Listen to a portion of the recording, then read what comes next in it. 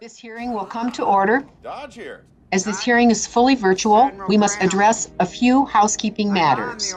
For today's meeting, the chair or staff designated by the chair may mute participants' microphones when they are not under recognition for the purposes of eliminating inadvertent background noise. Members are responsible for muting and unmuting themselves. If I notice that you have not unmuted yourself, I'll ask you if you would like the staff to unmute you. If you indicate approval by nodding, staff will unmute your microphone. I remind all members that you will have 5 minutes for your oral testimony, and we welcome you warmly. If there is a technology issue, we will move to the next member until the issue is resolved, and you will retain the balance of your time. You'll notice a clock on your screen that will show how much time is remaining. At 1 minute remaining, the clock will turn to yellow. At 30 seconds remaining, I will gently tap the gavel to remind members that your time is almost expired. And when your time has expired, the clock will turn red, and I'll begin to recognize the next member. In terms of the speaking order, we will follow the predetermined order that has been provided to your offices, beginning with the chair and ranking members' brief opening remarks. We will then turn to the members present at the time the hearing is called to order, who will be recognized according to the schedule, and move forward from there. Finally, House rules require me to remind you that we have set up an email address to which members can send anything they wish to submit in writing at any of our hearings or markups, and that email address has been provided in advance to your staff. I now recognize myself for up to 5 minutes for my opening statement, which will not take 5 minutes. The subcommittee will come to order as we begin our Member Day hearing. Thank you to all of our colleagues who will come before us today. We appreciate the time you've taken to be here today and your desire to serve your district and nation. The purpose of today's hearing is to take testimony from members on the fiscal year 2022 budget, and we look forward to hearing from our attendees about your priorities, including federal programs of importance to your districts. There are several who couldn't be here who have submitted testimony for the record. Today we will hear from our colleagues in 10-minute blocks with 2 members scheduled for each time block. Each member will have 5 minutes to testify, and with that I will turn to our esteemed ranking member, Mr. Simpson of Idaho, for his opening remarks. Thank you, Chairwoman Capter. I appreciate the opportunity. I don't really have anything to do. I'm here to listen to our fellow colleagues about their priorities in the Energy and Water Appropriations Committee. We have a shooting solution. We hear from them in person, so I appreciate the opportunity to be here and listen to them. Mostly what I'm going to be doing today is listening more than asking questions. So thanks for putting this together. I look forward to working with all of our colleagues as we get into the 2022, I guess it is, appropriation cycle this year. Thank you. Thank you. Thank you very much, Ranking Member Simpson. And now we would like to invite Representative Frank Mervin from the greater Gary, Indiana region of the country. And then subsequent to his remarks, we will hear from Representative Kim Schreier from the state of Washington. We welcome both of you. Good afternoon. I'd like to thank Chairwoman Capter and Ranking Member Simpson for holding today's Member Day hearing. I appreciate the opportunity to engage with all members of this subcommittee and advocate for the U.S. Army Corps of Engineer projects that are essential to strengthening the economy of Northwest Indiana, the entire Midwest, and our nation. I have the great honor and privilege of representing Indiana's 1st Congressional District, following in the footsteps of my mentor and friend, Chairman Pete Pisklowski. Our district is at the center of vital road, rail, air, and port networks and home to major manufacturing industries. This infrastructure, coupled with our incredible workforce and adjacency to the great city of Chicago, enables our region to continue to attract new businesses and talent. Northwest Indiana is proud to have the largest concentration of steel production and the largest inland oil refinery in our country. These industries foster economic activity and provide good-paying union jobs to thousands of workers in my district.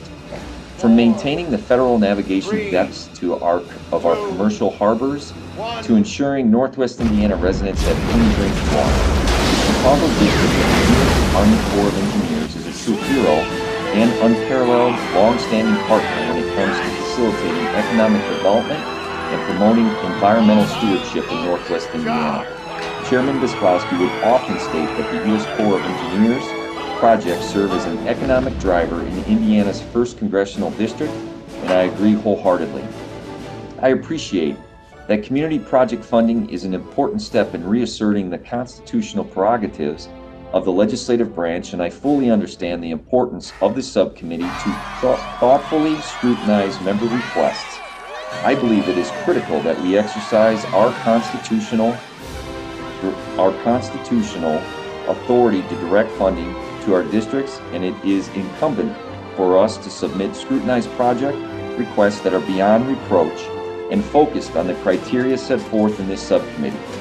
For the 1st District of Indiana, I would note in the interest of time that the subcommittee has my written testimony and additional community supporting material. And should you need any other information of material, please do not hesitate to let me know. But in short, I have asked this subcommittee to appropriate community project funding to the U.S. Army Corps of Engineers construction account for the specific purpose of undertaking environmental infrastructure projects in the Calumet region, funding to complete the Corps' construction activities of the confined disposal facility and assist the Indiana Harbor, and funding for the Corps' operation and maintenance activities in Burns Waterway Harbor. In closing, I would like to again take a moment to recognize my predecessor, Chairman Pete Visklowski, who served on this subcommittee with distinction for many years. Mr. Visklowski showed myself and Northwest Indiana the incredible value of the House Appropriations Committee and what responsible federal investments can do to transform local communities. Chairwoman Capter, Ranking Member Simpson, and all members of this subcommittee, I look forward to building on Congressman Visklowski's most positive legacy and developing a strong relationship with all of you so that we may work in a collaborative and productive manner to deliver for Northwest Indiana and all the American people. I thank you once again for the opportunity to testify today. Thank you. Thank you very much. Thank you for your respect of the time limit as well. Congresswoman Schreier. Thank you, Chairwoman Capter and Ranking Member Simpson, for allowing me this opportunity to testify today about my priorities as representative of Washington's 8th Congressional District. The 8th District is vast, stretching from the suburbs of Seattle in the west, over the hayfields of Kittitas County, and onto the sun-drenched banks of the Columbia River in the east. Washington State is the nation's largest producer of hydroelectric power, and much of that is generated by publicly owned utilities in my district. But water doesn't just power our cities. Water flowing through an innovative network of reservoirs and canals has allowed abundant orchards and our grain fields to flourish in the dry central Washington climate, and the food grown here feeds the world and supports rural communities at home. So today I ask the committee to support programs that help my constituents make use of water in efficient, environmentally sound, and productive ways. So I'm submitting a longer letter to address all of these priorities in some detail, but I'd like to highlight just a few for you today. First, I urge the committee to continue its support for the Yakima Basin Integrated Plan. This plan was developed by state, local, and tribal authorities, as well as irrigators and environmental advocates. And the goal is ambitious: to provide enough water for fish, farmers, and the Yakima Basin communities to thrive well into the future in the face of a changing climate. The first phase of the plan, built on the Bureau of Reclamation's Yakima River Basin Water Enhancement Program, was authorized by Congress in 2019. The state of Washington has spent $244 million since 2013 on projects related to the plan. The state and the Yakima River Basin water users contribute a minimum 50% of the overall cost to implement the plan. So more federal investment is needed to balance this local commitment. We do not yet know the President's budget request for the Yakima River Basin Water Enhancement Project and whether critical priority projects are included in that request, but it is my hope that this committee will work with the President and local stakeholders to ensure these efforts are fully funded.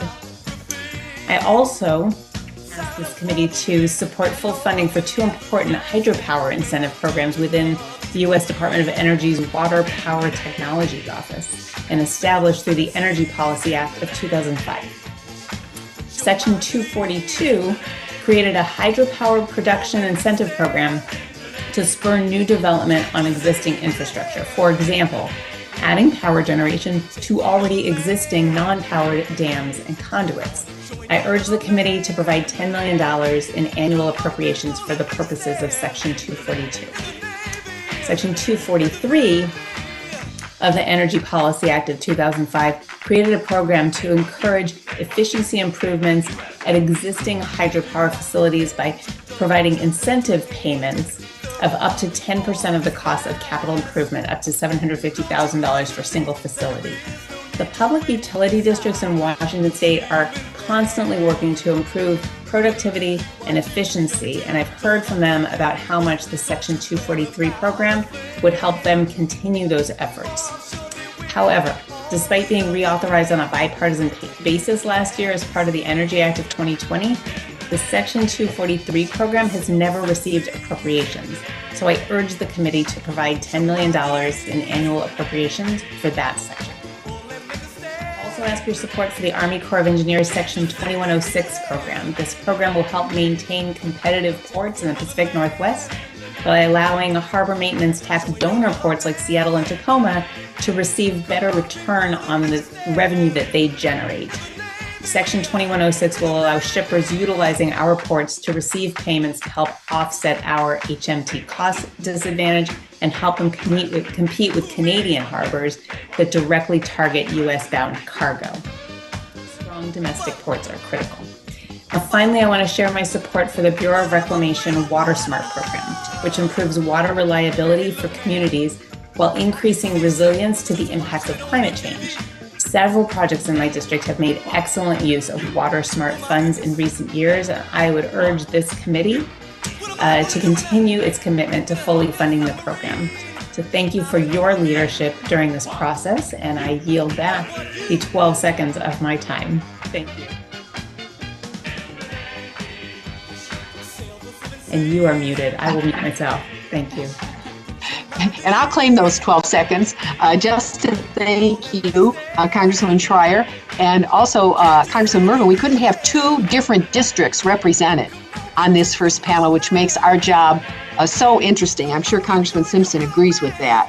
But while I've got both of you, I wanted to just comment that for Congressman Mervin's district, the uniqueness of his harbor, being able to ship commodities through the Great Lakes St. Lawrence Seaway out toward the Atlantic and then down the inland waterway system to the Gulf is pretty amazing.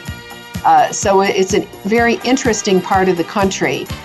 In terms of your efforts in the state of Washington, I'm jealous of the thinking that's gone in the state of Washington on hydropower.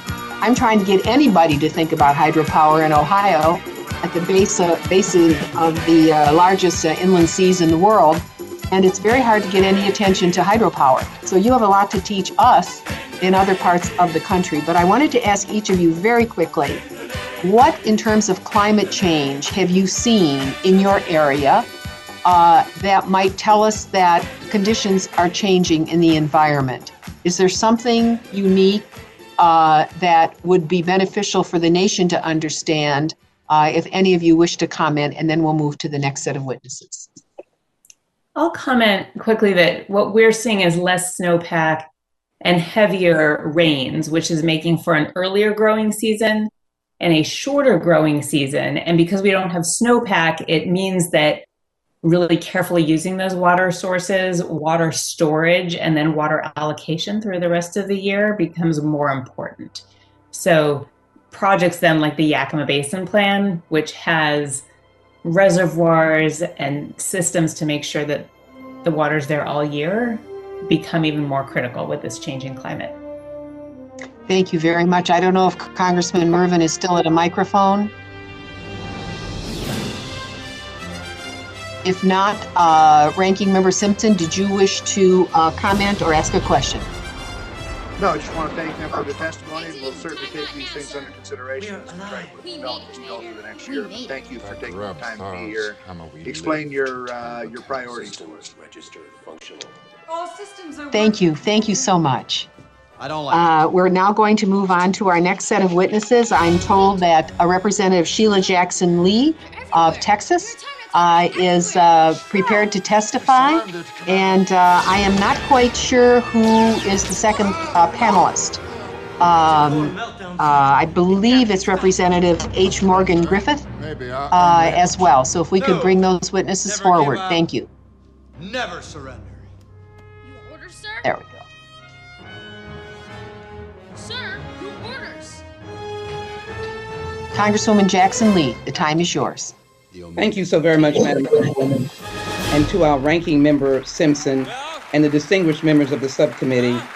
As a senior member of the Committee on Judiciary and on Homeland Security, let me offer my appreciation and thanks to Chairwoman Capter and Ranking Member Simpson for the difficult work and choices that must be made to produce a truly bipartisan energy and water spending bill, for their commitment to producing a bill that fairly reflects the interests and priorities of the American people. Count me as a teammate. Although I'm not on the committee, I have to offer to you, both of you and your subcommittee, heartfelt appreciation when we were in the despair of Hurricane Harvey. Your committee could not have been, Chairwoman Capter, you could not have been more thoughtful, more generous, more caring when 51 trillion gallons of water came on our community. Interestingly enough, we just had rain just over the past weekend. It was not a hurricane. And we have streets and roads that are covered. We now have a whole segment near my congressional district, near Jacinto City, that are without water and are now on a boil water need. This is right here in the 21st century, right here in Houston, Texas, and the surrounding areas where families are suffering. So again, I will remain forever appreciative of your cooperation working with me to assure that the victims of Hurricane Harvey receive the assistance and resources needed to recover from one of the greatest water catastrophes in recent history.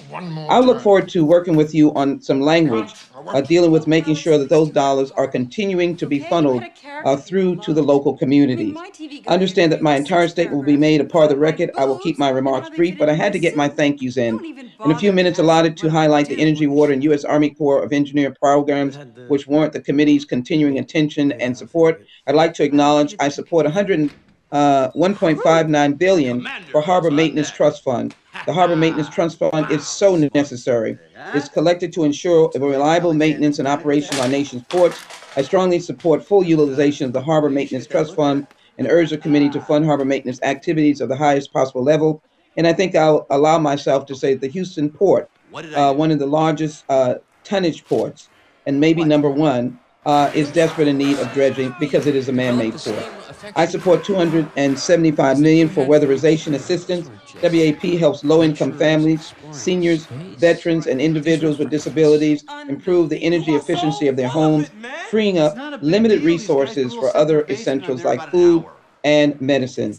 I support $6.0 million for U.S.-Israel energy cooperation, and that is to provide $6 million for implementation of the U.S.-Israel Energy Cooperative Agreement.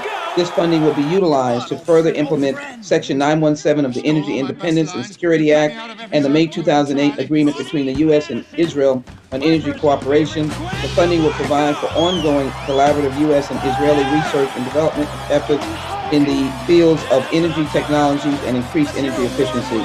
I support $130 million for DOE's wind energy program. The wind energy program is very important to Texas, as many other states, improves our nation's renewable energy goals by furthering advancement in wind energy research and technologies, including wind energy project design, optimization, testing. The program also conducts important research to increase capacity for distributed wind, which has the ability to harness the full potential of rural America to play a major role to lower the cost for consumers. During our freeze here in the southern region in the early part of the year, wind did suffer, but it certainly was a major component in helping us to get wind. So we are very much in need, and we thank you. I support $2.7 billion for energy efficiency and renewable energy. The DOE Office of Energy Efficiency and Renewable Energy is critical programs to partner with the federal government on industry, academia, research, and our university. I support $7.0 billion for DOE Office of Science. That is so crucial. The request funds activities that, in close coordination with the NIH and the Presidential Brain Initiative, will develop next generation tools and technologies. It also has the ability to interact with the Department of Education, but many of our schools, inner city schools, do not have access to the important issues of science. This would be a very important program. I support $75 million for state energy programs. Funding will allow states to take on energy efficiency, renewable energy projects, and grid modernization projects. I can assure you that we have the importance of those projects here in Texas. Quickly, the U.S. Army Corps of Engineers, $185 million for the Army Corps of Engineers to continue their project. I support $80 million for continuing authorities funding for USACE Civil Works Program, which includes Emergency Steam Bank, Section 103 Hurricane and Storm Damage Reduction, $4 million, a number of other programs that I'll comment on if there are questions. And I support $5.7 million for U.S. Army Corps of Engineers Water Operation, $7.5 million for the Coastal and Ocean Data System. And concluding, I am eager to have considered my community project, which is the Port of Houston Army Corps Dredging and Sediment Study Project.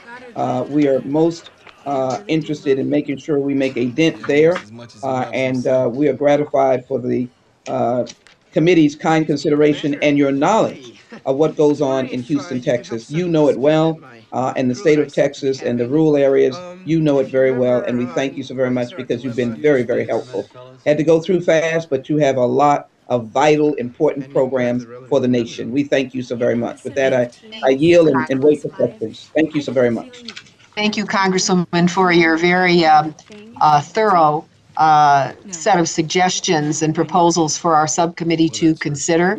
I can't think of a community that has been hammered as much as Houston has, and we thank you for your leadership and keeping people positive and rebuilding with all of that you've had to endure there. We've been informed that we'll have to take a brief recess now because we're having technical issues. And we're going to just be briefly recessing for a second here. Let them address those and we'll be back very quickly. Sorry to do this. This hasn't happened before, but it's a new age. So give us a couple moments.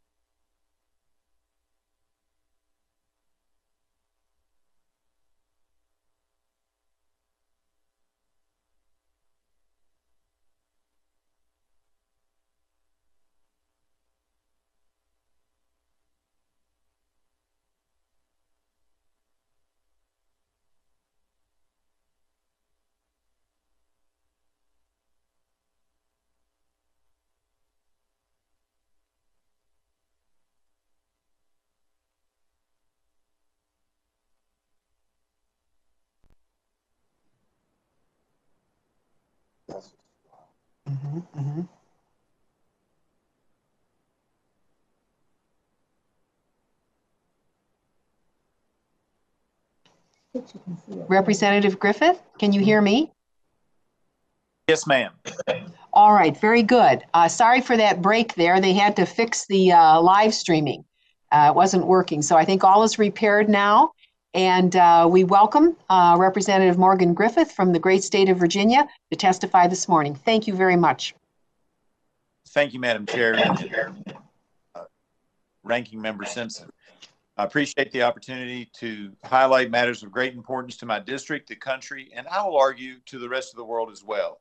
As you all move forward in your appropriations process, I'd like to address the importance of research and development, R&D funding, at the Department of Energy in general, and specifically at the Office of Fossil Energy. I believe there needs to be research parity between renewable fuels and research on ways to better utilize fossil fuels.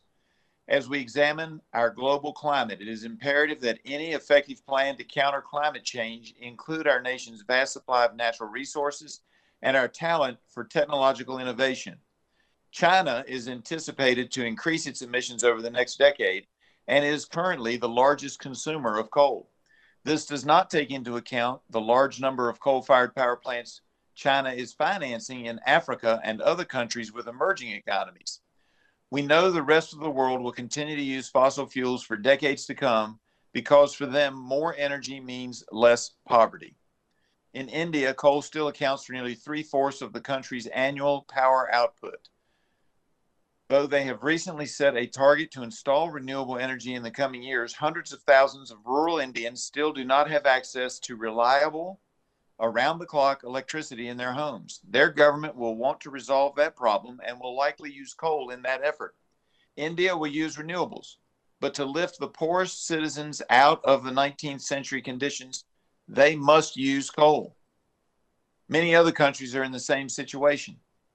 They can use mid-20th century coal burning technology, or they can use 21st century American cleaner coal burning technology. Accordingly, I believe a role for American ingenuity is to produce and export better, cleaner, more efficient technology for the world. The Northern Hemisphere shares its air. While cleaning up the air in the United States is helpful in order to stop climate change and eliminate environmental hazards, we must also work to clean the air in coal-rich Kazakhstan and in the Uttar Pradesh state in northern India. The Department of Energy plays an important role in this R&D, but it can do more for exploration and innovation in the energy space with the right support. I'd like to highlight a team of experts at Virginia Tech who are developing a process to extract rare earth elements from coal byproducts. A consortium of universities, including Virginia Tech, has won grants from DOE to test a hydrophilic separation process to produce clean coal and specialty carbon products from discarded coal waste. As a result of this research, they have found ways to improve the quality of coal burned at steel plants. They are licensing this technology to steel mills in India, which will reduce the mill's carbon footprint. This serves as just an example of how DOE R&D funding can be used in conjunction with our national labs and research universities to get projects like this off the ground. Another example I'd like to share today involves innovative small business in Pulaski, Virginia.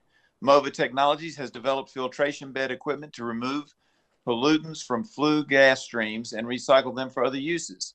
The technology can be applied to a number of industries, including energy generation, cargo ships, manufacturing processes, livestock farm air control systems, or direct carbon capture. This type of creative thinking and design will help us solve the environmental and economic challenges we and the world face. I'm not advocating to reduce research for renewable fuels. I think that's important well. And while I'm advocating, and what I am advocating is there should be parity between the two types of energy, the fossil fuels and the renewables, particularly with the Office of Energy Efficiency and Renewable Energy.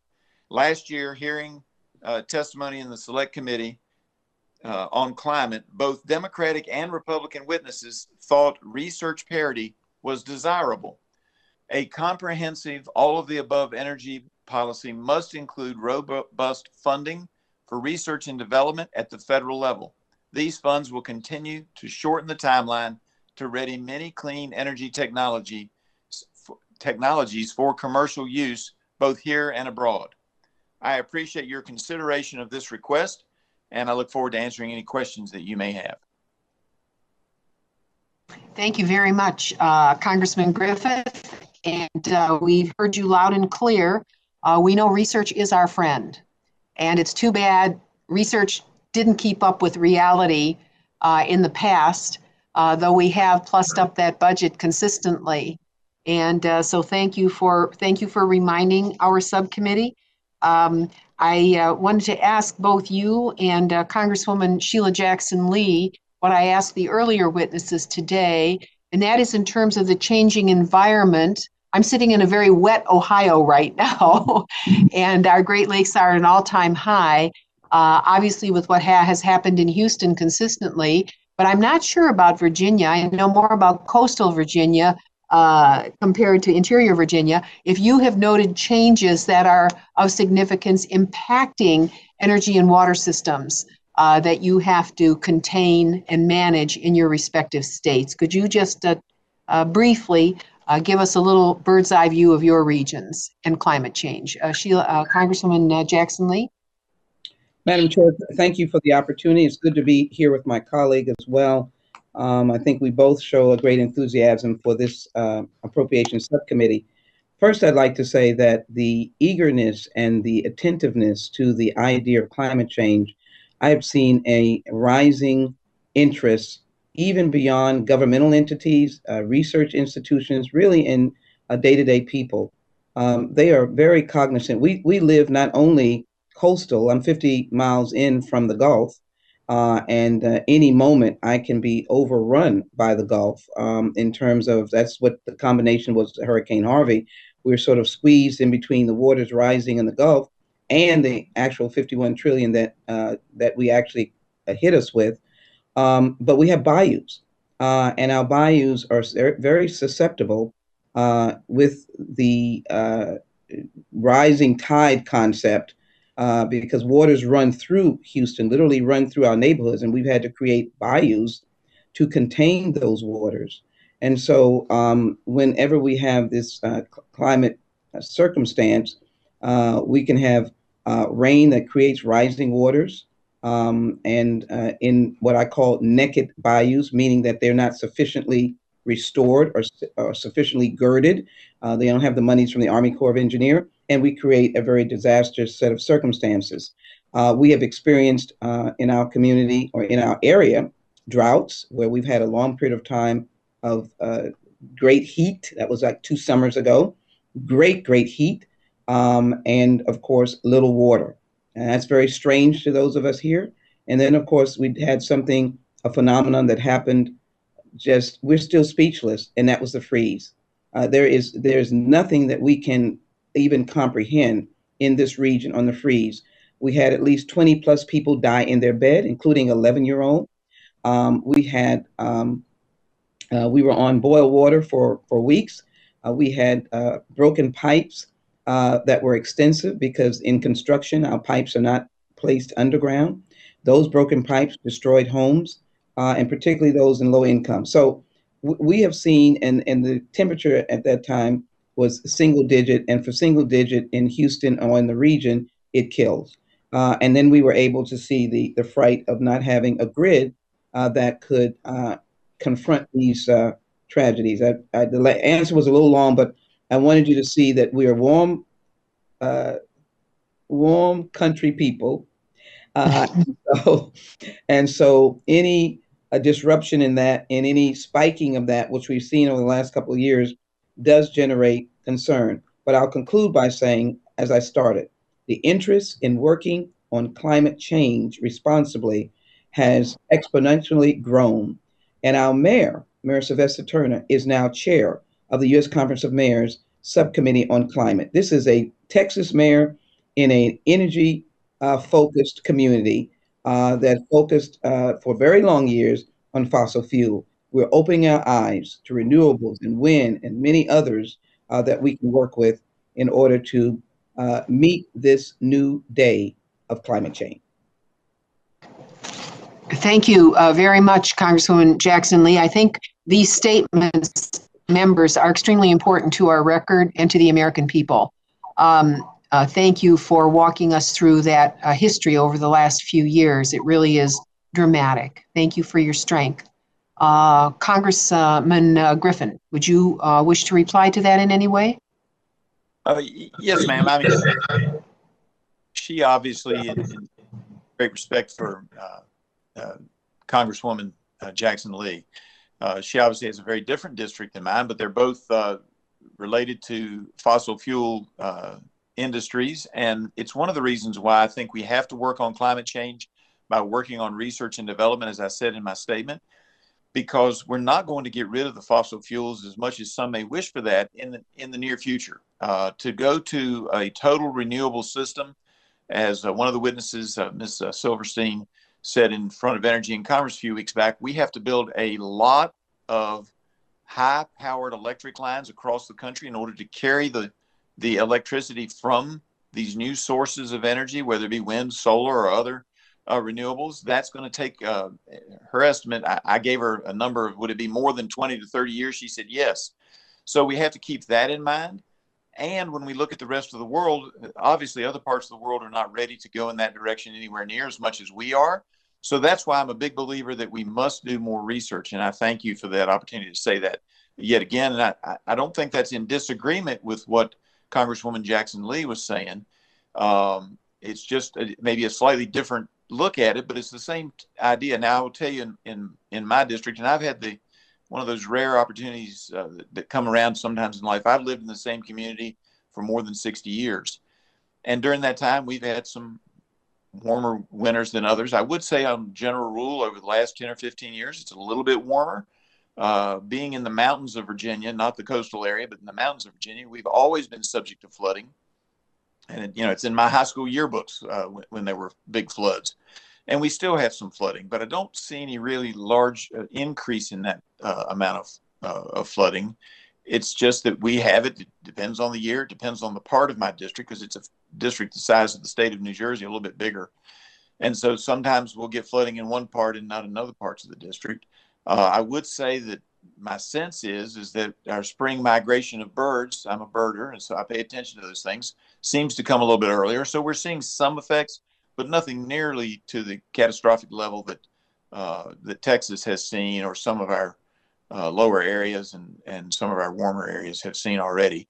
And so we'll have to try to figure out how we manage those changes in the environment, at the same time trying to reduce our carbon footprint by all means necessary.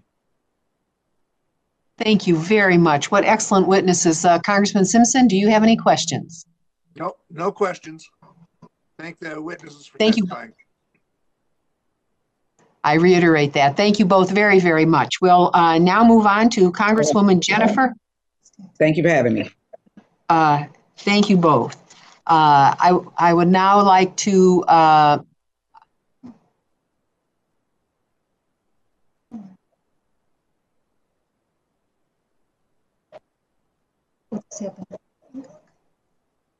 there. Okay, I think we can be heard. I have Congressman Greg Stanton on the witness list, and also Congresswoman Jennifer Gonzalez-Colon as our next witnesses. Congressman Stanton is from the great state of Arizona, and Congresswoman Gonzalez-Colon is from Puerto Rico.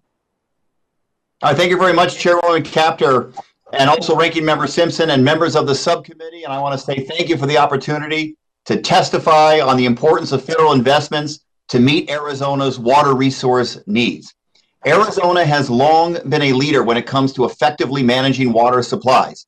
It's how we've managed to flourish in a desert climate for so long. Climate change, though, presents us with many challenges: rising temperatures and less predictable rain cycles. These changes have left the Southwest in a prolonged drought. Extreme heat wears on our infrastructure and alters our watersheds. And heavy, intense rains combined with dry, hard ground make our urban areas more prone to flash floods. The kind of infrastructure we need to adopt requires federal investment. And I've worked with community leaders from small, rural, and tribal communities, as well as our major metropolitan areas to identify Arizona's priority projects to prepare us for the challenges ahead. These projects address our environmental infrastructure needs, flood protection, and water supply preservation.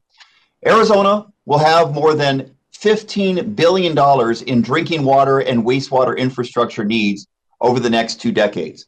To begin to address these needs and the fiscal constraints for our communities to make these investments, the 2020 Water Resources Development Act included my legislation to add Arizona to the Section 595 Environmental Infrastructure Program. Earlier this year, the first project was funded, and many communities across our state are eager to participate in the program. I urge this subcommittee to provide strong funding for the Environmental Infrastructure Program. Although Arizona is a desert state, it is no stranger to flooding, and there are several projects in need of investment. The first project is Tres Rios, an ecosystem restoration effort along the Salt and Gila River corridors in Phoenix. This project is partially complete. However, construction has been halted since it reached its 902 limit. As a result, funds are needed for a post-authorization change report. Completing Tres Rios would improve flow conveyance and support native riparian habitat, remove invasive species like the salt cedar, and improve wildlife habitat. Second, the Cave Buttes Dam in Maricopa County provides flood protection for more than 1 million residents and $15 billion in residential and commercial property. Unfortunately, seepage in the dam has sounded the alarm for us to reduce its risk of failure. Similarly, thousands of residents and hundreds of critical facilities, including Luke Air Force Base, depend on the Agua Fria River Trilby Wash or McMicken Dam for flood protection. But because of dam safety deficiencies, land subsidence, earth fissuring, and urbanization, its level of protection is questionable at best. We must begin new feasibility studies for both Cave Buttes Dam and McMicken Dam to allow the Corps to evaluate flood risk management needs and safety modifications. Third, I urge this subcommittee to provide new construction starts so projects like the Little Colorado River at Winslow can proceed. This project would protect the city of Winslow and part of Navajo County, including the community's critical public facilities. And fourth, I request increased funding for Section 205 and 206 under the Continuing Authorities Program, which is currently overextended and underfunded. Arizona has at least 4 projects seeking to utilize this program. To secure Arizona's water future, we must respond to the ongoing drought in the Colorado River Basin. The 2019 Drought Contingency Plan directs the Interior Secretary to create or conserve 100,000 acre-feet per year. I urge the subcommittee to provide the Bureau the resources necessary to fulfill this critical commitment. Finally, we need to ensure the continued reliability of the water provided by the Salt River Project to the Phoenix metropolitan area. Colorado River shortages exacerbate the need for central Arizona to have reliable alternative surface water supplies. Unfortunately, natural sediment accumulation in the Verde River Basin has impacted the water storage capacity of the Horseshoe Reservoir, one of the federally owned reservoirs of the Salt River Project. The Bureau of Reclamation is conducting an appraisal study to evaluate options to restore storage capacity, and I urge the subcommittee to include funding for the next phase of this critical effort. Thank you so much for the opportunity and for your support of our nation's water infrastructure. Thank you, Congressman Stanton, for excellent testimony. We want to hear a little more about Arizona in a second. And thank you for your recommendations. And now, Congresswoman Gonzalez Colon. Thank you, Madam Chairwoman Chapter and Ranking Member Simpson for hosting these opportunities for members and allowing me the opportunity to testify from Puerto Rico.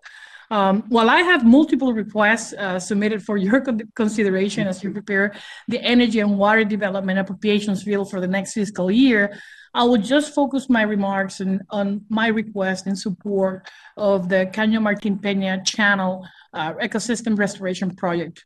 As you may know, the eastern half of the Martin Pena Channel in San Juan is currently clogged with sediments, debris, trash and water polluted with human waste. In 2017, the hurricane season exacerbated the poor environmental conditions and persistent flooding that are still experienced today.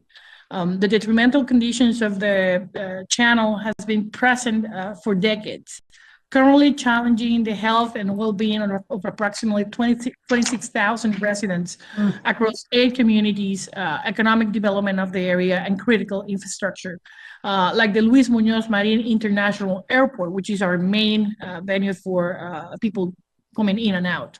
The Caño Martin Peña channel was authorized by Section 5127 of the 2007 Water Resources Development Act. And since then, the government of Puerto Rico, which is the non-federal sponsor, and the U.S. Army Corps of Engineers have collaborated to develop this project throughout different phases leading to construction.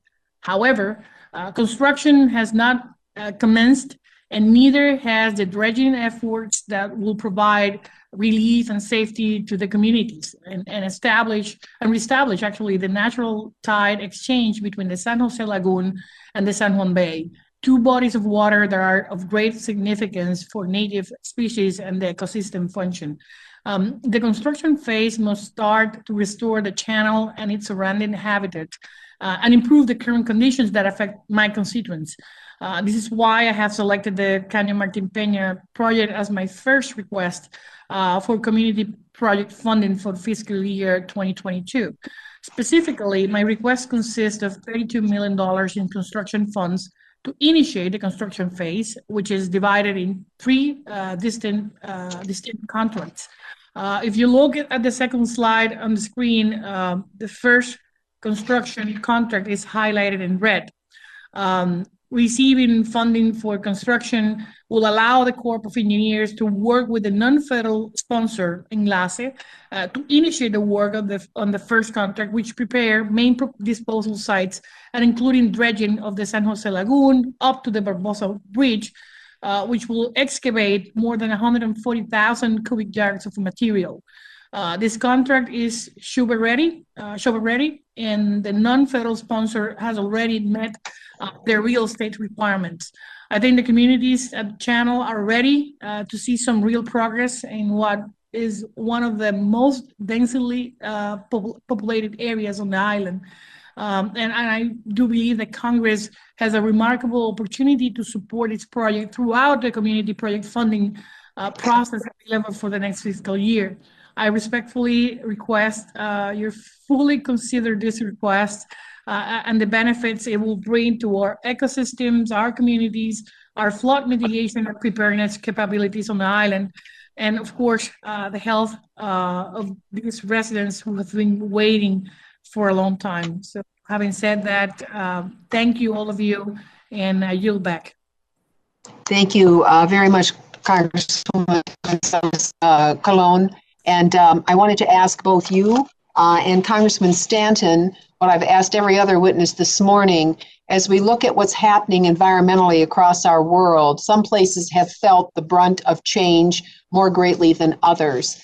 As you look at Puerto Rico and Arizona, these are 2 places that have really reeled from the environment being a little inclement at times. So in Puerto Rico, I was just stunned at the devastation that the oceans can yield. And in Arizona, I read where last year your people endured in the state 100 days over 100 degrees. That is really, that would be hard. And I wanted to get your comments about how you've seen your region change relative to climate and some of the challenges you face now compared to prior decades. Okay, I can jump in first, Chairwoman, if that's okay. Fine. Okay, so Chairman, look, so much of climate change is discussed on the issue of rising water levels on the coastal areas, but I would argue that climate change has been as devastating in Arizona as anywhere else. And there are 3 major areas of devastating impact in Arizona as a result of climate change. Extreme heat. The temperature is going up dramatically. And the issue of the livability of our community, if that extreme heat continues, is really questionable. And sadly, we see many people, many residents dying as a result of this extreme heat. So extreme heat, record number of 100+ days, et cetera, is a huge impact directly related to climate change. Second, drought. We are now 20 years into drought conditions in the state of Arizona. The Colorado River, which provides water for not only Maricopa County, but also Southern California. Tens of millions of people rely on the Colorado River. We had to declare shortage on the river for the first time ever. And people are now talking about, if we don't take strong action, the possible collapse of the Colorado River as a water source for millions and millions of people. So the drought conditions in Arizona are a direct result of climate change. And the increase in number of forest fires. Each year we see almost a new record in the number of forest fires in Arizona and elsewhere in the western part of the United States. Again, a direct result of climate change. So I would politely argue that the impact of climate change is as devastating on the people of Arizona as anywhere else in America. Thank you, Congressman. I had read where for several days, airplanes could not take off in Arizona. They were grounded because of the very high temperatures last year. Is my understanding correct? Yes and no.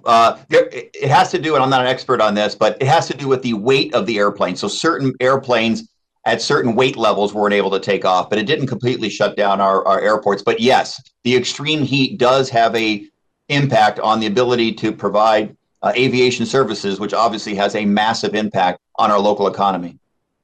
Thank you very much. Congresswoman Gonzalez-Colon. Thank you, Madam Chair. I will tell you this. You know, I've been living in Puerto Rico since I was born. So as an island that lays in the Caribbean, we are used to hurricanes. I mean, all our life, hurricanes have been there, and will not go away. So we must prepare and have the resiliency to deal with this natural phenomena when they occur. We met earthquakes 2 years ago. We're still dealing with that. The 100-year wave, which got a big impact on the island as well. Floodings, drought, fires, now coastal erosion. But I think, yes, it could be changes in the climate, but those things happened before. So we're not talking about anything that is different.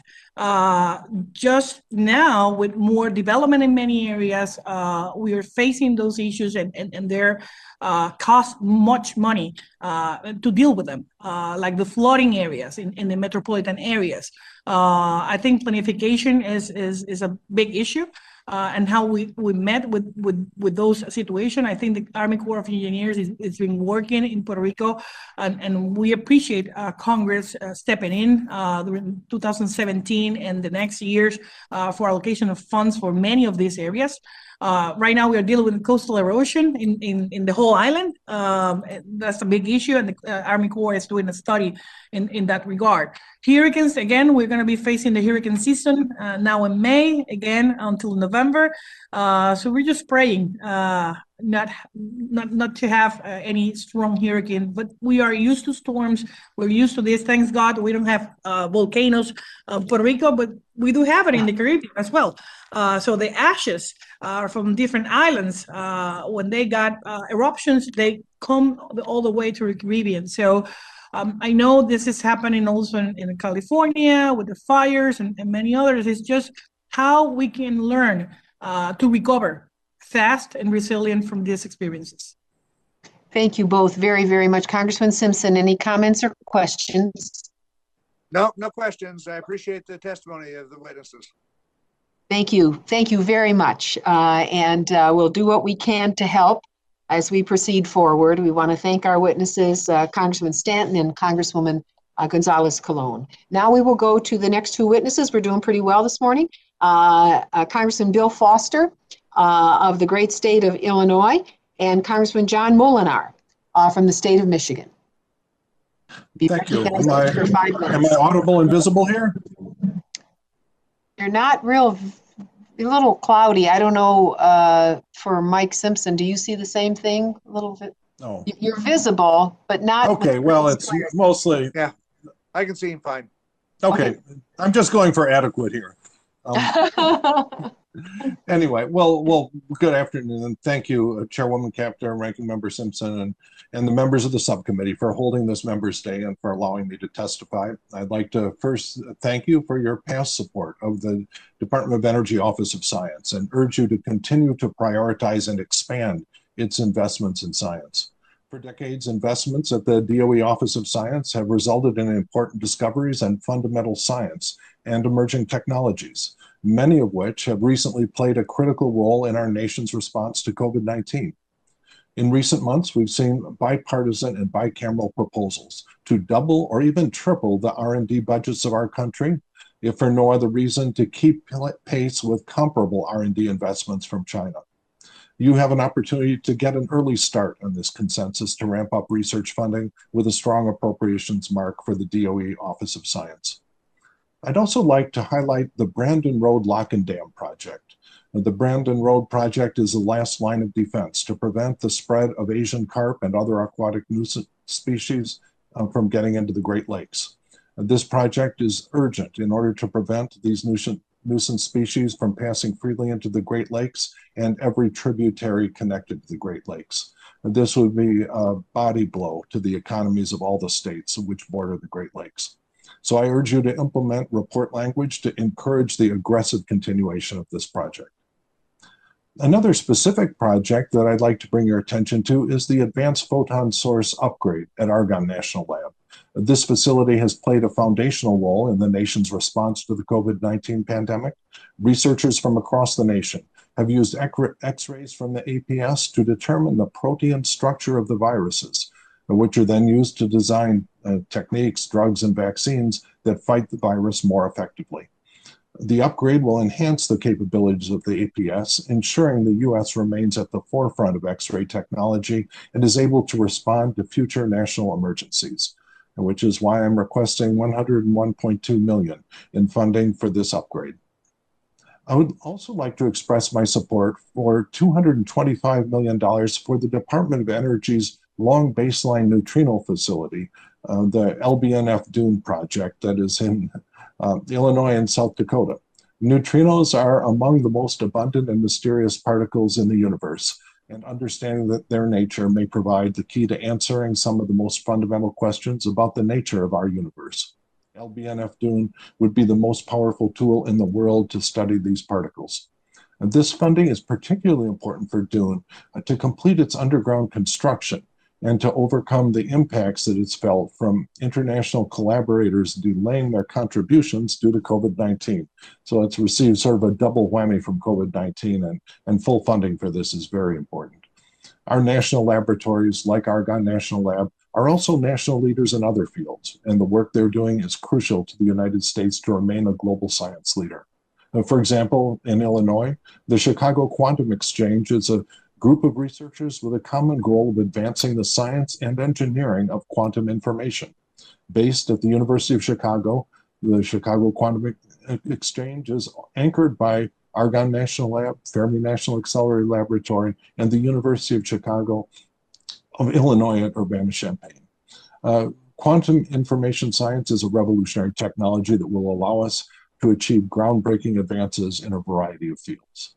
Similarly, the Argonne Leadership Computing Facility, ALCF, at the Argonne National Laboratory enables breakthroughs in science and engineering by providing supercomputing resources and expertise to the research community.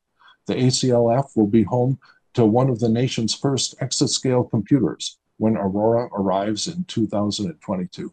Exascale computing researchers have already shown work that models 3D printing processes with metals that could have major implications for the manufacturing sector. It is your emphasis on science funding which drives programs like these. And finally, I'd like to request your continued support for low-enriched uranium naval fuel research and development for the pressurized water reactors for propulsion of aircraft carriers and submarines. High-enriched uranium, or HEU, can be used to make nuclear weapons, whereas low-enriched uranium cannot. This makes HEU fuel vulnerable to theft by terrorists during manufacturing and transportation from civilian sites. and very dangerous for other countries to have around in large quantity because of the proliferation risk. Using LEU has the potential to reduce security costs and support naval reactor research and development at the cutting edge of nuclear science, which is why I urge you to provide an additional $20 million for naval LEU research and development. Thank you. Thank you again, and I yield back the balance of my time. All right. Well, good afternoon, and Chairwoman Capter and Ranking Member Simpson and members of the committee. I'm very grateful for the opportunity to speak with you about the importance of the Army Corps of Engineers and the vital work it does for Michigan and the Great Lakes. President's budget proposes an annual budget cut of $1 billion below what Congress appropriated last year for the Army Corps. And I hope the committee will reverse that cut and fund the Army Corps at or above last year's level. The Army Corps plays a vital role in Michigan, maintaining water levels on the Great Lakes and engineering navigable waterways that are crucial to shipping, manufacturing, and the hardworking men and women who make things here in America. The Sioux Locks and the Upper Peninsula keep our country moving. The iron ore and taconite that pass through the locks is used in agriculture, steel, household products, and a whole lot more. Right now, there's only one lock that can be used by all the freighters on the Great Lakes to move iron ore from the upper Midwest to the other ports on the Great Lakes. With the support of this committee and Chairwoman Capter, who I'm very grateful went to the Sioux Locks with me in 2019, construction has begun on a new lock. And I urge the committee to support $483 million in next year's budget for the continued construction of this new lock that will keep our country moving and support American manufacturing. The Army Corps is also working on stopping invasive species in the Great Lakes. And as Congressman Foster mentioned, the Brandon Road Lock and Dam project is necessary to prevent Asian carp from entering Lake Michigan and jeopardizing the health of the Great Lakes.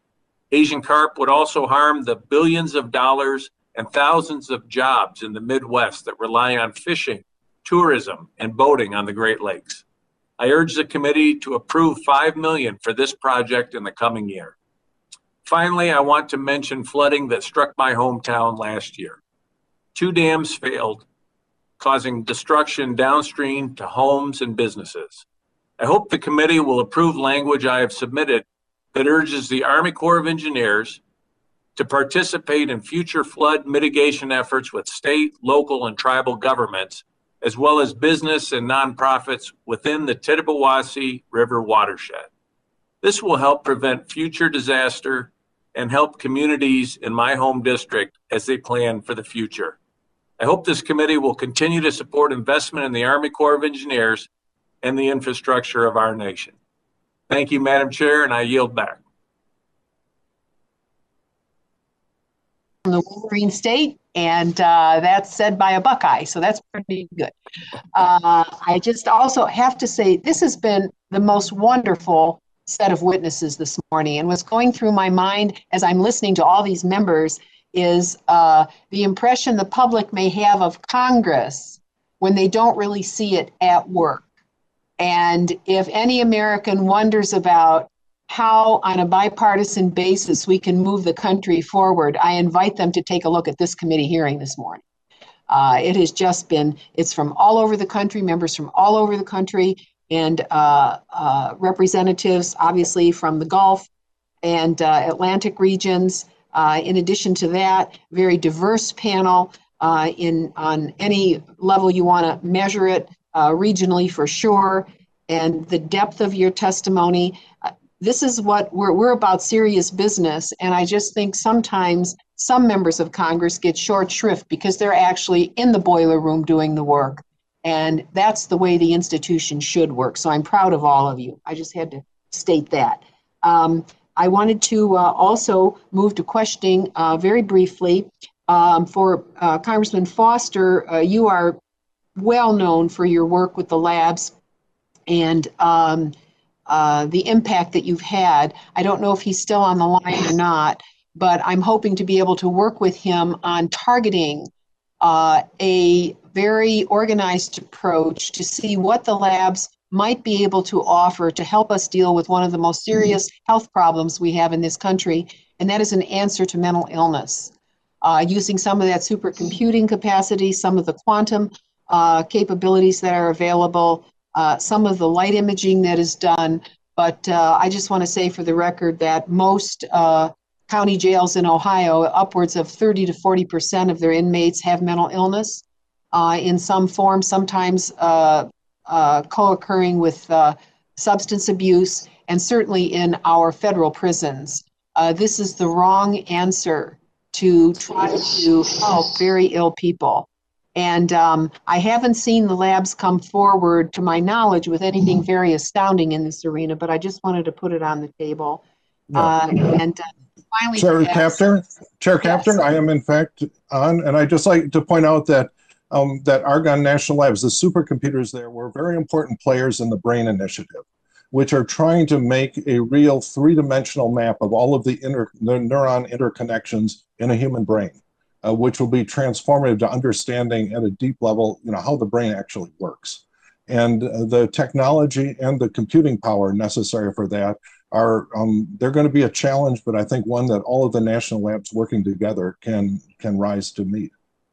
Well, Congressman Foster, I'm going to ask your help in helping me think through how to squeeze from each of the labs something along with the brain banks that we have, and the several other members of Congress are interested in this. I'm not the only one, but to really yield more from our labs collectively across this country. We simply can't let this suffering go on unaddressed, and if we can't do better in our lifetime, shame on us.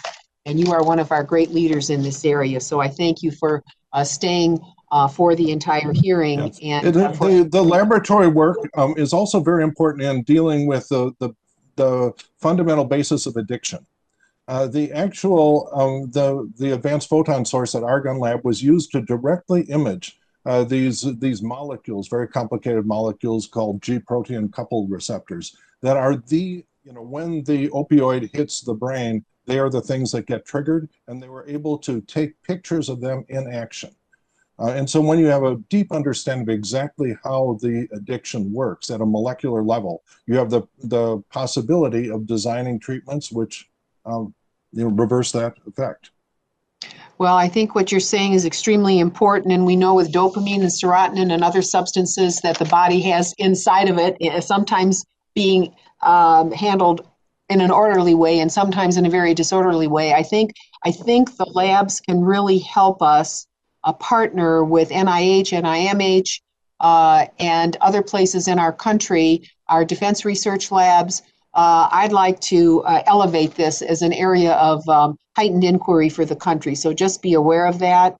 And I thank you very much for responding, and ask you, as well as Congressman Molinar, any evidence in your part of the United States where you see changes in the environment compared to when you were maybe in school, high school, college. What have you seen happen in your area that is worthy of note in terms of climate change?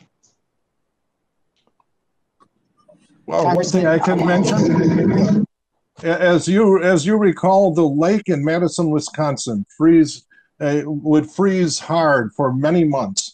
And that is, it's barely freezing at all these days.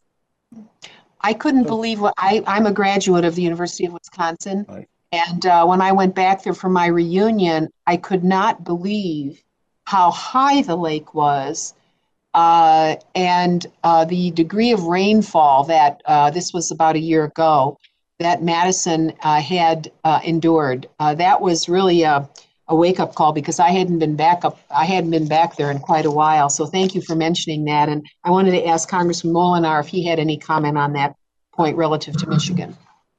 Well, I would just say, as you know, Chairwoman Capter, the Great Lakes are at a very high level right now. They tend to be cyclical, as you know, and I can remember the first decade of the 21st century where we were very concerned about the need for dredging and just the lower levels, and we were concerned about water withdrawal, and so we ended up passing legislation to make sure there was a consistent policy on water withdrawals in the Great Lakes. So, you know, anecdotally, I can certainly see changes and cycles, but I do think this is an area where our agriculture leaders need to be monitoring this, because, as you know, different crops grow better in certain types of weather, and they're monitoring any changes as we go forward. So I think we're very fortunate, as you know, to have the Great Lakes, and we'll continue to see how that works out this year. It seems like they're down a little bit this year from where they were last year, but I guess we'll know more in the weeks and months ahead. Thank you very much. I can guarantee you on the agriculture front, and our district is located a bit south of Congressman Molinar's, the seed packets that you buy to plant actually have, the climatic zones have moved one zone north. So we're actually planting Tennessee tomatoes in Ohio now. It's just interesting. So that's a change that I have noted, and I want to thank both of you for testifying. Before you shut off your video, I wanted to ask Congressman Simpson if he has any questions or comments. No questions, but I would like to say thank you to Congressman Foster for his work on and the importance of research at our national laboratories all across the country. They are truly the research gems of this country, and I want to work with you on making sure that they have the resources to do the job we expect them to do. Secondly, Congressman Molinar, I would just say that every administration, whether it's Republican or Democrat, always comes back with a budget request for the Army Corps of Engineers that is below the level the year before. And this committee has always been very cognizant of that fact and made sure that that didn't happen. And I suspect that's going to be the case again this year. But thank you for recognizing that. Thank you. Thank you. Thank you, Congressman Simpson, very much. You are a bright light for the country. Now, I want to thank you and bring up the final panelists, Representative Joe Wilson and Representative Jefferson Van Drew. Thank you both for desiring to testify this morning, and we look forward to your testimony as our hearing has gone a bit into the afternoon. Congressman Joe Wilson. Thank you, and good afternoon. Chairwoman Marcy Kaptur and Ranking Member Mike Simpson, thank you for your determined leadership on the committee. I'm here today representing the 2nd District of South Carolina, where I am grateful that we are the home of the Savannah River site, which is so supported by our communities of South Carolina and Georgia. The Savannah River site was constructed during the 1950s to support our national defense programs for victory in the Cold War. The site maintains that responsibility 70 years later through its national laboratory, NNSA missions, and environmental cleanup. I asked the committee to consider the following for the site. 1, $30 million for the tritium finishing facility. The site is home to the Savannah River Tritium Enterprise, which prepares the nation's only tritium supply for our national defense. This new facility will replace an aged facility constructed in the 1950s that is necessary to maintain a nuclear deterrent. Second, $495 million for the Savannah River Plutonium Processing Facility and $200 million for the Savannah River Plutonium Operations. As part of a 2-site solution to plutonium pit production, this facility will provide the capability of producing no fewer than 80 plutonium pits by 2030, reinforcing again America's nuclear deterrent. Third, $115 million for the surplus plutonium disposition project. This project at the site will safely dispose of 24 metric tons of surplus plutonium through the dilute and dispose process. Fourth, $11,549,000 for the Savannah River site community and regulatory support. This request secures payment in lieu of taxes for Aiken, Barnwell, and Allendale counties, which I represent with Congressman Jim Clyburn, which provide for the vast acreage of the site. This funding request matches what's been appropriated in previous years to support the local school districts, emergency services, and county operations. Fifth, $543,784,000 for the Savannah River risk management operations. This request will allow critical missions like H Canyon at the SRS to proceed to continue processing spent nuclear fuel. These funds will also maintain operations aligned with the Liquid Waste Life Cycle Program. 6, $1,046,000,000 for the Savannah River Radioactive Liquid Tank Waste Stabilization and Disposition. This request includes continuation of hot operations of the Salt Waste Processing Facility, SWPF, the Defense Waste Processing Facility, as well as the continued construction of saltstone disposal units to accommodate for the increased amount of waste being processed. 7th, and finally, $80 million for the Savannah River National Laboratory, RAD facilities. The Savannah River National Laboratory operates a suite of radiological facilities that provide for critical technical and operations support to the EM and NSA missions. Effective June 2021, the lab will become a separate management and operations contract. To cover the high cost of operating and maintaining radiological facilities, the lab overhead rate would increase significantly. By increasing a control point for the lab, it will allow the SRNL to safely operate. Thank you again for your time and your great service on the committee and in Congress for each of you. And I appreciate your consideration of these requests. I yield back. Thank you, Congressman Wilson, very much. Where in South Carolina do you actually reside? What is the largest town, or well, give us a sense? Chairwoman, I am adjacent to the city of Columbia. I represent Lexington, Aiken, the I-20 corridor, and so it's the central part of South Carolina. The central part of South Carolina. If you had to mention a facility or college or a place that other Americans might know, what would you pick? Hey, it's the University of South Carolina Gamecocks. I'm adjacent to that, okay, of course, and the real USC, okay? And then, and we're happy, hey, we're also happy to claim next door, the Augusta National Golf Course. And so the Masters brings worldwide attention to the communities I represent. All right. Well, thank you for ringing in hard for the southeastern part of our country. We appreciate your testimony today. And now we're going to move to another coastal state on the East Coast, obviously, Representative Jefferson Van Drew. Thank you so much for testifying today. Madam Chair, thank you, and thank you for having these hearings, and as well to the ranking member. I truly appreciate it. I'm here to advocate for a long overdue and much needed Army Corps of Engineers project, the dredging of the mouth of the Morris River on the Delaware Bay shore in New Jersey. This project will generate high economic, operational, and environmental returns in a cost-effective and innovative manner. The Morris River has been federally authorized for dredging for over 1 century. Maintenance dredging should be done every 5 to 8 years, but it has been nearly 25 years since the Morris River was last serviced. As it stands, vessels must idle and wait until high tide to access the river channel. The neglect of the Morris River channel has limited the ability of local industry, mostly small businesses, to flourish and expand. It has cost them large contracts. It has also increased costs for government agencies, including the U.S. Army, the United States Coast Guard, the Army Corps, and the New Jersey State Police, which all rely on this channel. Government vessels would otherwise be serviced at Morris River, now must instead travel to Rhode Island or Virginia or other areas, which increases the time and the monetary cost of the operation to all these different agencies. The proposed dredging will open the channel to larger vessels and more frequent navigation, which is we want.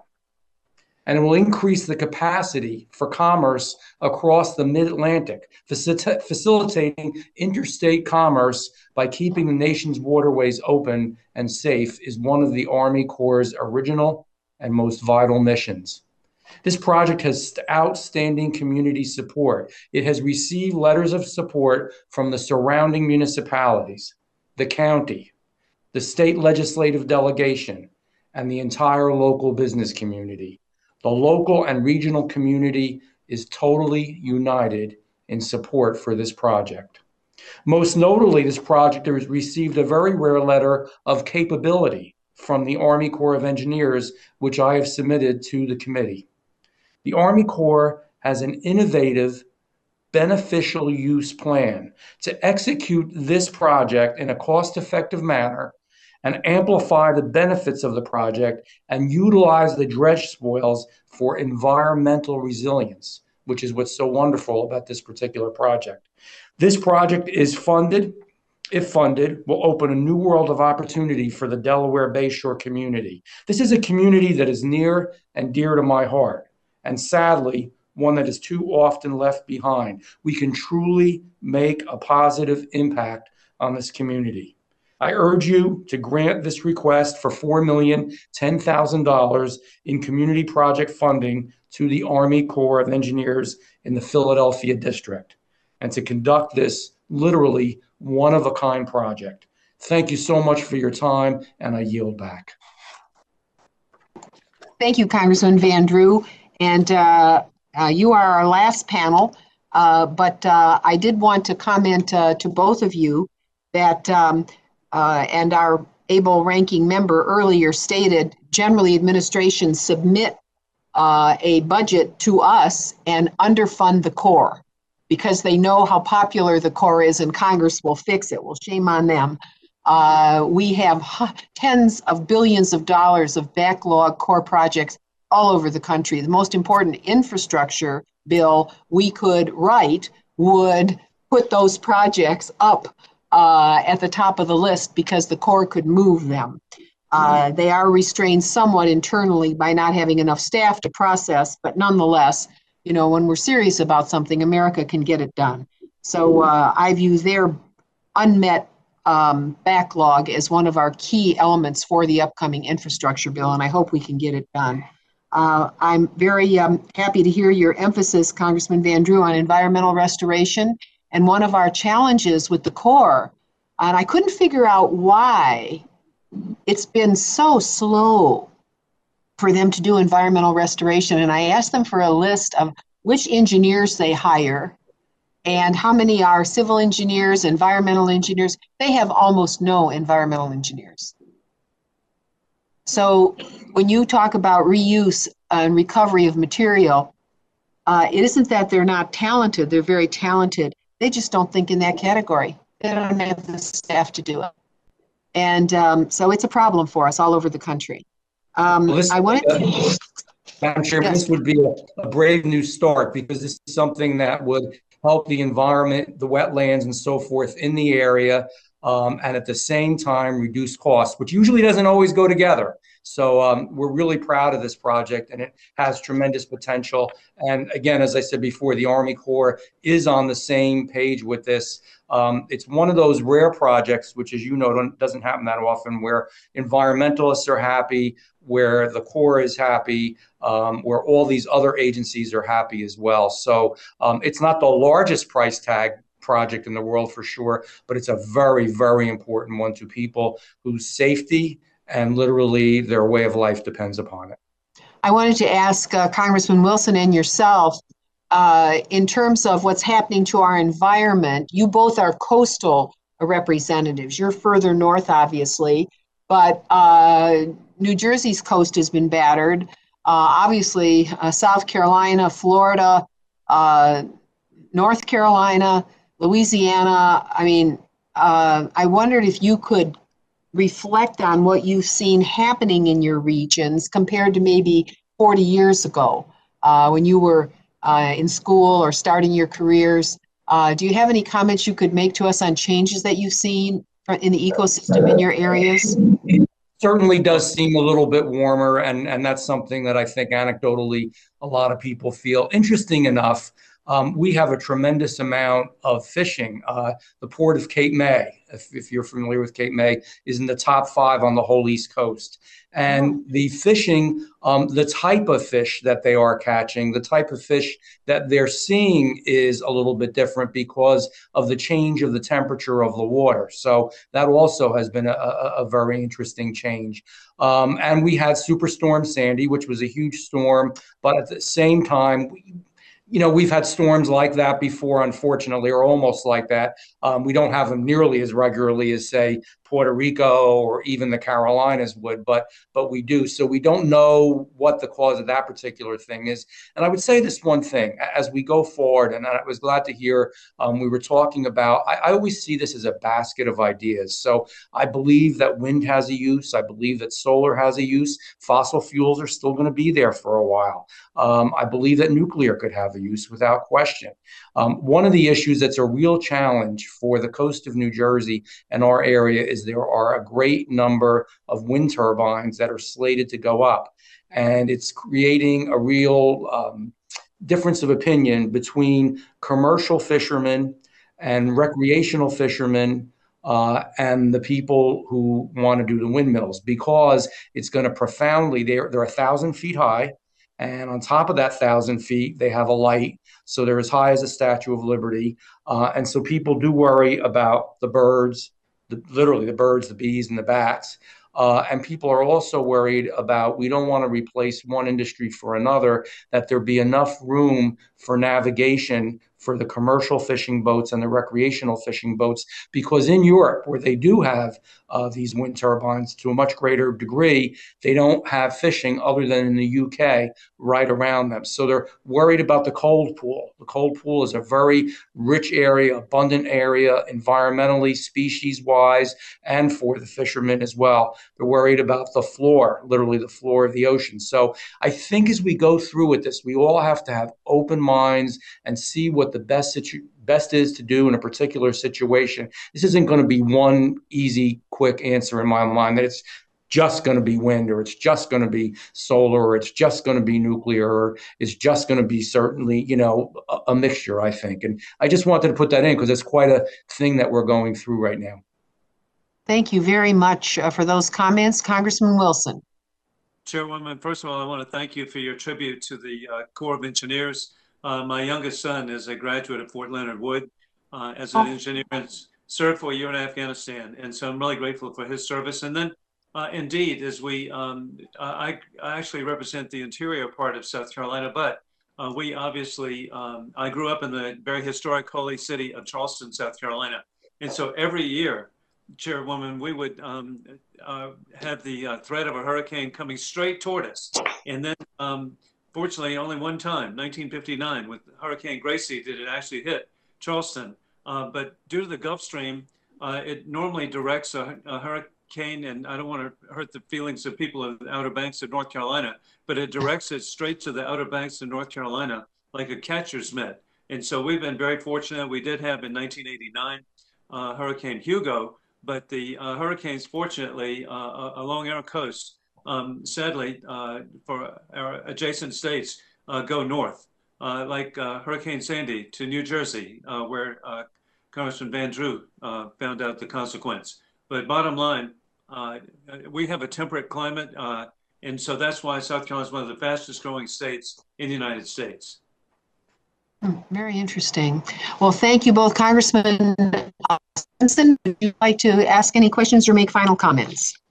No questions. Thank you both for testifying. I always look forward to working with Joe on the issues dealing with the nuclear facility in South Carolina and how we get this dilute and dispose moving forward, and where we're going to dispose after we dilute. That's always that's the challenge right now. So I look forward to working with you on that to try to solve these problems. But thank you both for testifying and being here today. Thank you. And for the record, I would just say, following Congressman Simpson's comments, that we are looking very seriously at interim storage of spent nuclear waste, and we are trying to figure out a way to get that moving for the sake of the nation. So all ideas on that front, welcome. I want to thank Congressman and Ranking Member Simpson for his steadfast engagement, and this concludes today's hearing, but I'd like to thank all of our colleagues for joining us today. I think this was a great hearing, learning from our members and hearing their ideas and their experiences. Members who would like to submit written testimony have until the close of business today to provide this information to the subcommittee office, and this hearing is adjourned with thanks to all. Thank you. Thank you.